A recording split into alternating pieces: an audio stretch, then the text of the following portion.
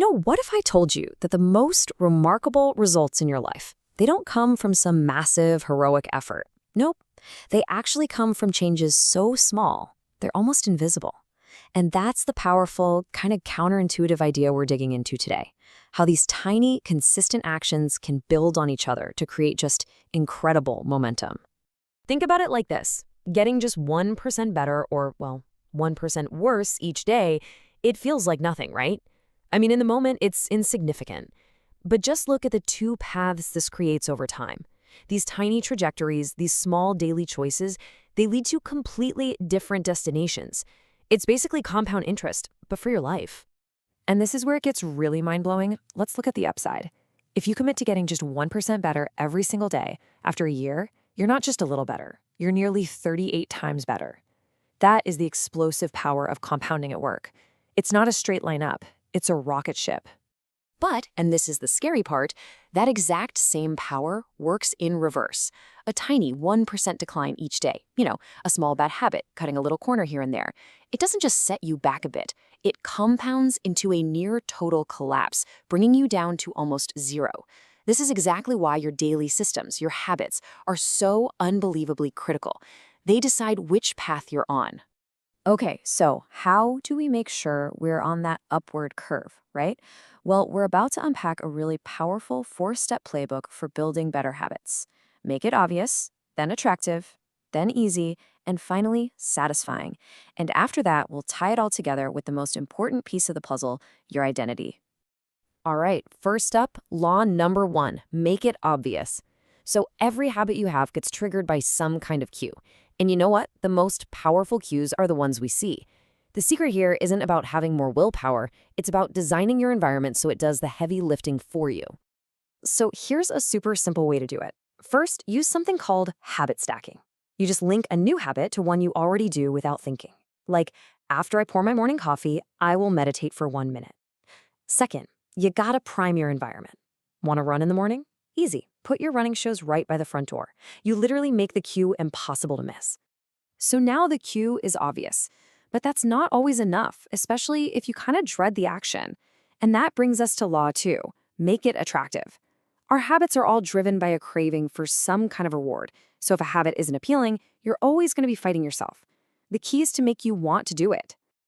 And, one of the most powerful ways to make something attractive is to tap into our basic desire to belong.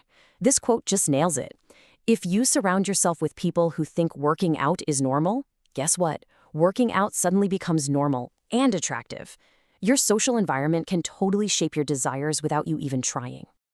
Here's a brilliant little trick for this: temptation bundling. It's where you link an action you want to do with an action you need to do. So, you love binge watching that new show on Netflix? Great. The new rule is you only get to watch it while you're on the treadmill. Before you know it, you actually start to crave the workout because it's tied to the thing you love. Okay, so the cue is obvious and the habit is attractive. But if it's too hard, you're still not going to do it.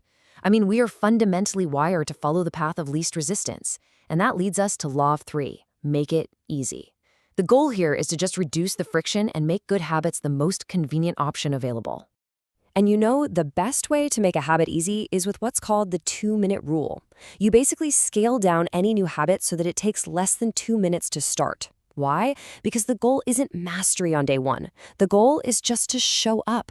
Mastering the art of showing up, that's what builds consistency.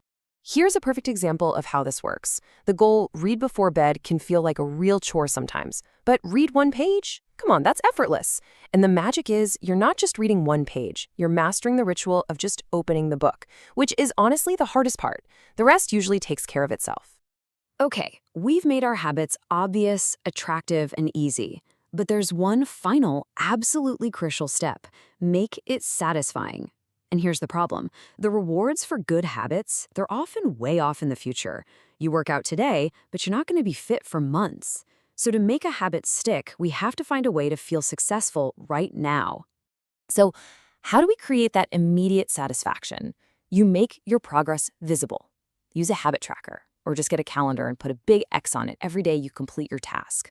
Seeing that chain of X's grow, it is so rewarding. It's immediate proof that you're on the right path. And the number 1 rule here, never miss twice. Missing once, that's an accident. Missing twice, well, that's the start of a new bad habit. So, we've got the 4 laws, and it's a fantastic system for building better habits, for sure. But there's a deeper level to this, a mechanism that turns these actions from something you just do into someone you are. So what is it that really makes these changes stick for good?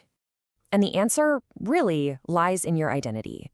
See, the ultimate goal isn't just to meditate or to run a marathon. The goal is to become a meditator, to become a runner. The whole focus shifts from the outcome to the type of person you want to be. This is the real secret sauce. True, lasting change isn't about chasing a goal. It's about completely reshaping what you believe about yourself. You stop saying things like, I'm trying to eat healthy, and you start believing, I am a healthy person. The habits just become a natural extension of who you are. And this quote just says it all. Every single time you lace up those running shoes, you are casting a vote for, I am a runner. Every time you read just one page, you cast a vote for, I am a reader. Your habits are the evidence you provide to yourself about who you really are. So what's the big takeaway here? The habits you repeat day in and day out, they're doing more than just getting you results. They are literally shaping your identity. The real question then isn't just about what you want to achieve, but one small action at a time.